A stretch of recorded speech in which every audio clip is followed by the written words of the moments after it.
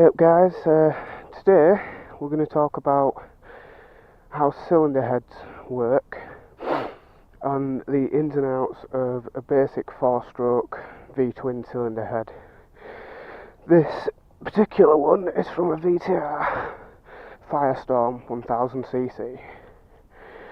So, on the inside of the rocker cover, or valve cover, or whatever you want to call it, you have your cams, which are usually held down by cam holders that are inside. Your cams are connected to a cam chain which runs around the cams, down the cylinder, onto the crank. If you remove the cams, you then have your buckets. Your buckets cover the valves and the valve springs, which are here. So, they're your buckets. Then you have your valve springs, which have a valve spring retainer and then valve springs, which are inside. Yeah, they're your valve springs.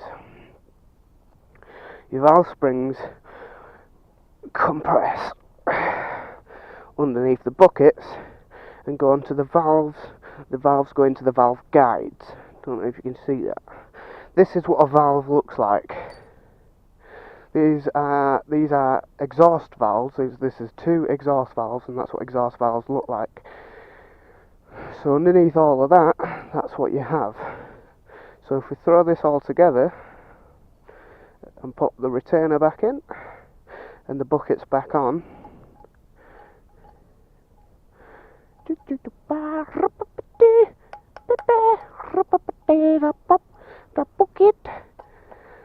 and pop the buckets back on, I can then show you what happens.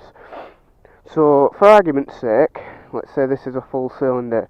You then have your inlet and exhaust valves, which then, as the crank spins, they then use the lobes here to press down the valves, which then go in. See, the lobes press down the valves. The valves then open and close at the time needed. So I'll explain that as well. So what happens then is, these are the valves, and this is the underside of the cylinder head, and these are your valves. So when your valve springs compress, and when the lobes press down on the buckets and compress the valve springs and push the valves open, you have your exhaust valves here, which will open on the exhaust stroke, and then the inlet valves, which will open on the inlet stroke. So let's say this is the piston. The crank will then spin, the cam will spin, push the buckets, open the exhaust valves, and it will push the exhaust out. On the next stroke, which is why it's a 4-stroke, on the next stroke the piston will come up, the inlet valves will open, it will then suck in a fuel and air mixture, and then the cams will then close that valve. All valves will close. The piston will then come down and compress the mixture, which is when the spark goes off. Boom, sends that firing back up again, and then the exhaust valves open, pushes the exhaust out, and it happens in a loop. So it's inlet, closed, compression, spark, out, piston goes up again, exhaust valves open, pushes it out, and it happens in a cycle. The piston is then connected by a rod to the crank, but we'll go into that later. The crank operates the engine. So the exhaust valves open, pushes out the exhaust. The inlet valves open, the inlet valves open, sucks in through the carburetor. All the time the cams will be spinning, connected to the cam chain, opening and closing the inlet and exhaust valves as they go. Your buckets have to be at the correct clearance from the cam lobes. The reason behind this is because them valves need to open and close at the exact time for the compression and the outlet and inlet and all that sort of stuff. So you use shims. The shims go on the top of the valve there and in between the bucket and the valve, lifting and dropping the bucket, which then aligns and puts in the correct valve clearance. So yeah, I mean that's it really. And then we'll move on to crank and piston next time.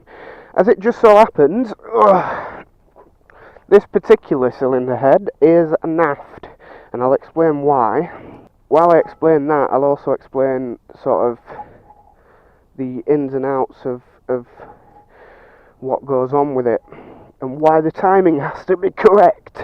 If the timing isn't correct, then it causes some serious issues. The issues in which it causes can open up a whole can of problems. Right, so let's explain this then.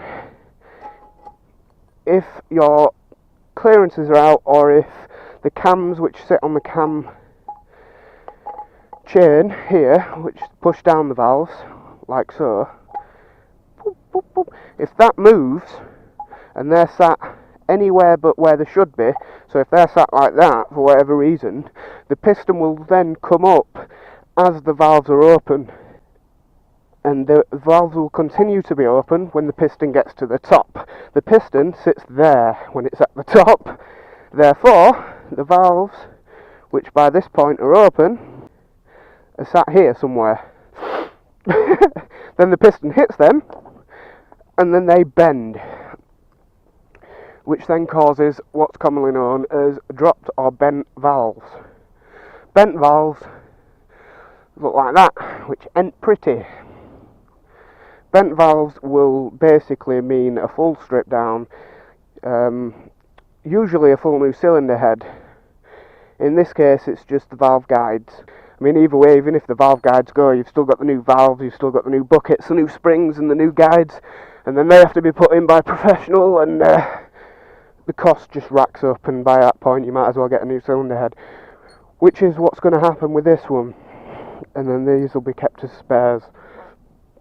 So if your valves are bent, that means even if you do correct the timing and realign them, there will be a gap when they're closed. And a gap when they're closed means that there can't be any compression when it pushes down. So it'll spark, it'll just continuously backfire, and it will not run correctly. So there you go, that's the ins and outs, common issues, and bent valves, drop valves and cylinder heads explained. This particular one is off my VTR.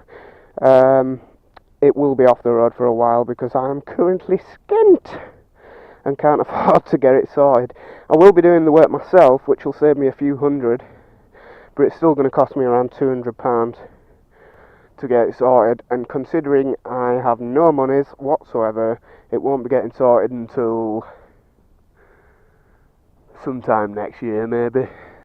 Although, if you like, I shall put, to get me vlogging again, what I'll do is I'll put a PayPal contributions link. I know, here it comes, fucking begging, dickhead. No, I'll put a PayPal contributions link in on my channel art. I'll also put my PayPal address in the description, and if you're happy enough to contribute towards getting this fixed so I can get back vlogging again, then feel free to do so. But if not, don't bother. I'm not expecting anything, to be honest. I'm working on getting it sorted myself, but you know, if I did receive a little bit of help, it'd be greatly appreciated, and anything that you do put in will be reinvested into the channel, which will mean that I can get vlogging again, which will be very, very nice. So yeah, this is like all been sort of explained. You have your rocker cover gaskets, which then plonk on there and seals it all up, stops any oil from escaping, stops any air from escaping, and that's your cylinder head explained with the cams, buckets, springs and valves, and some about piston and compression and exhaust strokes and inlet strokes, etc. So if you fancy contributing, just sling something in. If not, then don't.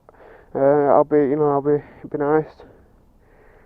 And thanks for watching. I hope you enjoyed. And this has been Cylinder Heads Explained. Punch him in the head. Punch him in the head. I'll fucking smash your head in, mate.